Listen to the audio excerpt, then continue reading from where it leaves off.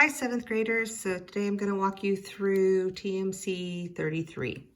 So the first problem is 15 squared. So if you have those memorized in your handy dandy song, that's 225. Now the reason this still stays a minus even though 16, anything squared is usually a positive, is because this is not in parentheses. So you're just going to write out 16 squared, which is 256. And then you're going to add 289. So once you do that, you have, I would combine the like terms. So for example, this is positive, this is negative, and this is positive. So I would add 225. And when I add those, 10, 11, 4, 5, I've got 514. Now I'm just going to subtract 256 from that for my answer. I do have to do a little bit of borrowing here. And 14 minus 6 is 8. 10 minus 5 is 5. And 4 minus 2 is 2. So your answer is 258. For this next one, you want to get the constants on one side, the variables on the other. So you're going to add 40 to both sides. That leaves you with a negative 15x is less than, and then you're going to have same sign here, so that's 45. Then you'll divide both sides by a negative 15. Now remember, with inequalities, if you multiply or divide by a negative number, you are going to reverse the sign. So x is now isolated, and you have negative 15 into a positive 45, so you have negative 3. So that if you were graphing this, you have an open circle, because it does not, the answer does not include, the solution set does not include negative 3. It's everything bigger. X is greater than negative 3. Mouth is always open to the bigger number, right? So this is the graph. For this next one, putting this in slope-intercept form, you want to isolate the y. Since everything is on this side of the equation, I would add 3y to both sides to put this in slope-intercept form. What that's going to do is that's going to give you a negative 18x plus 12 equals 3y. Then if you divide each term by 3, you have y equals negative 18 thirds x is going to be negative 6x. And 12 over 3 is 4, so that's plus 4. So now to identify your m and your b, your m is the coefficient of x, which is negative 6, and your b, your y-intercept, is 4. For this next one, you just want to keep switch flip. So keep the dividend, switch the sign into multiplication, and flip the divisor. Now you're going to cross-cancel any common factors. 3 goes into both 12 and 15, which is basically simplifying before you multiply, so your numbers aren't as big. Plus, it saves reducing at the end. 3 goes into both of those. 3 goes into 12 4 times, and 3 goes into 15 5 times. Now multiply 1 times 5, which is 5, and 4 times 4, which is 16. So your answer is 5/16. When you multiply by powers of 10, the reason I have this in here is I just want you to get familiar with moving the decimal. That's it. When you multiply, you make the answer bigger, the product bigger. So the number of zeros determines how many times you move the decimal place. So this is 2 places. You're going to move this 2 places to the right. So 10 or 100 times 10 and 3/10 is 1,030. Sorry, my pencil's kind of not working very well here. Since I'm only multiplying by 10 here, just move the decimal over 1 place, so you have 103. And since I'm multiplying by 1, you just leave it alone. That's the identity property multiplication. For this next one, you have a cone, and the surface area of a cone is pi rs plus pi r squared. So when you're multiplying, we're going to use 3.14 for pi because neither the radius or the slant height are multiples of 7, so we wouldn't be able to cancel anything out. So when we're writing this out, you're going to have 3.14 times 4 times 5, and you're going to add that to 3.14 times 4 squared. So the computation that you have to do is basically 3.14 times 20, because 5 times 4 is 20. So when you do that, okay, you could kind of do this mentally if you know that double 3.14 is 6.28, and then you have 2 places to the right. So you have 62.80. And then here, this will be 3.14 times 16, that's 4 squared. So 6 times 4 is 24.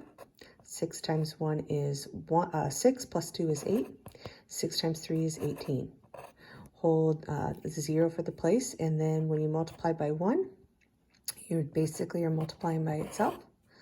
So I gotta almost run out of room here. 4 plus 0 is 4. 8 plus 4 is 12. Carry the 1. 8 plus 2 is 10. Carry the 1, and you have 5024. And 2 places to the right. So now what you have here is the you have the pi rs, which is 62.80, and you have pi r squared, which is 50.24. So when you add those,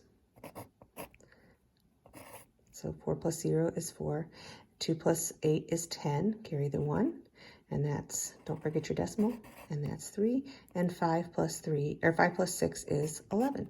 So the surface area of this particular cone is 113 400ths, and it's always in square units.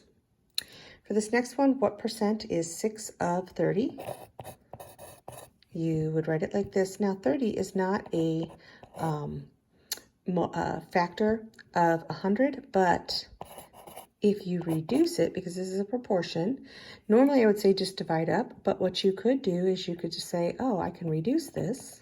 6 goes into 6 and 30, so you end up with 1/5, which is a multiple, or which is a factor of 100. So you're going to multiply 5 times 20 to get 100, so just multiply 1 times 20. So 6 of 30, what percent is 6 of 30? Is actually 20%. For converting a fraction to a decimal, simply divide up. 11 goes into 9 0 times. Add a decimal and a few places here. Many times when you see a denominator of 11, you're going to find that it's going to end up being a repeating decimal, usually 2 places.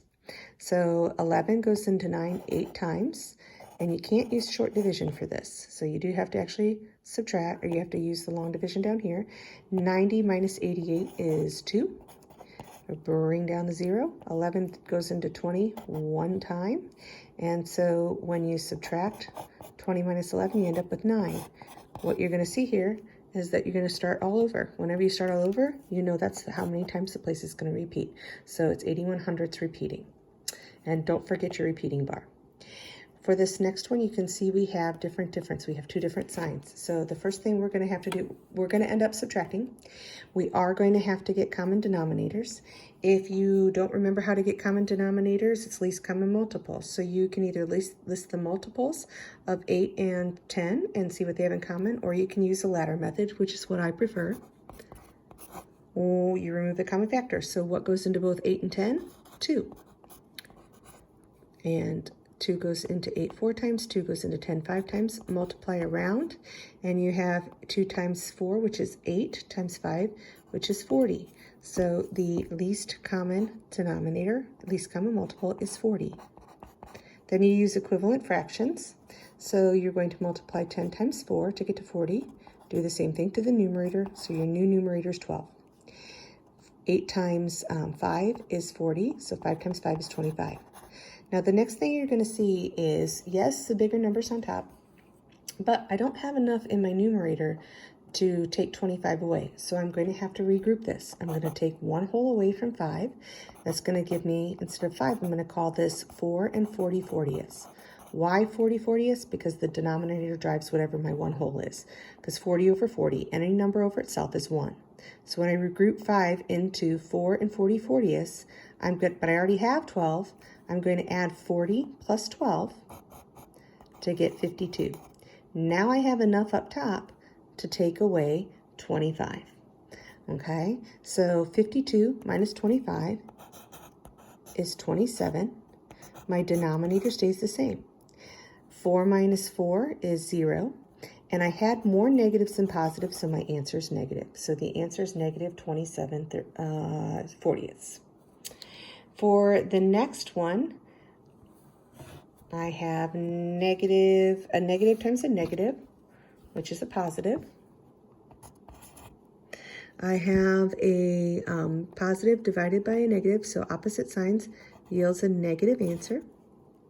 Actually, I should know my math facts better than that. That's 9. So it's negative 9. When I have two negatives right next to each other, it makes a sign of positive. And so now I have different. So the difference between 15 and 12 is 3.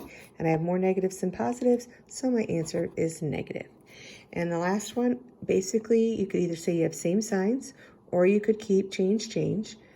Your answer is going to be negative, and you're going to add those. Or you could do the keep change. Either way, you're going to have opposite signs. So that's it for today. Have a good week.